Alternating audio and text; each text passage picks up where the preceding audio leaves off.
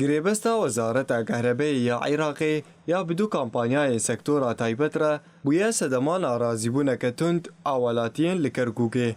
ارکا وان کمپانیایان چارەسەرکردنا خطین لیسایی و کنترلکردنا خرجین مهانه یین کهربایا مالانه. لپیشتی دست نشانکردنا کاری وان لهن خطان ساعتین دانه کهربایی لشونه زیده بونه با آوای کی بربچاف کم بونه.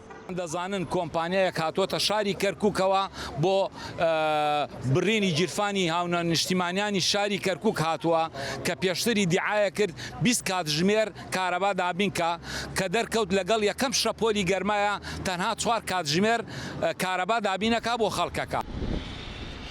ئەو پوسوڵانەی کەوا بۆ خەڵکەکە دێتەوە هیچ مقارنە نییە نێوان سعات تەشغیلی و لەگەڵ پارەکەیە. ئەم پارانە هەمووی بە بەنزەندە و تەخمینە نووسێ هیچ پەیوەندی بە ئیشکردنی کارەباوە نیە. کۆمکردنا 400 حتا 600 هزار دیناری ji bo her malbateke ji bo danîna pêwîra zîrek bûye yek ji keşeyên herî mezin û bargiraniyek li ser milê welatiyên Kerkûkê li hemberî kampanyaya cîbcîkar. Hevdemî vêyekê taybetkirina sektora kehrebeyê tirs û nîgeraniyeke mezin di nava xwediyên jenatorê taybet de jî çêkiriye.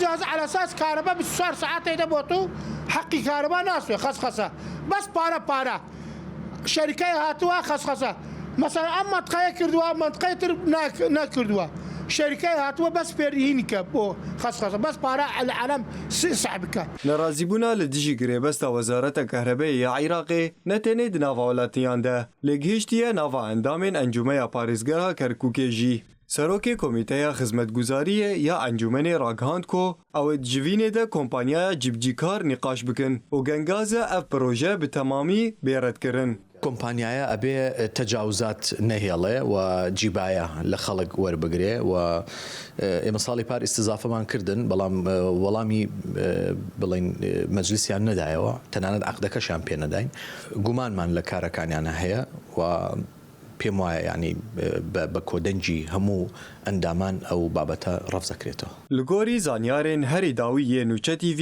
yek ji wan her du kompanyayên sektora taybet gi Wezareta Kehrebayê ya Iraqê girêbest li gel kiribû ji peymanê vekişiyaye û ne amade ye li Kerkûkê kar bike.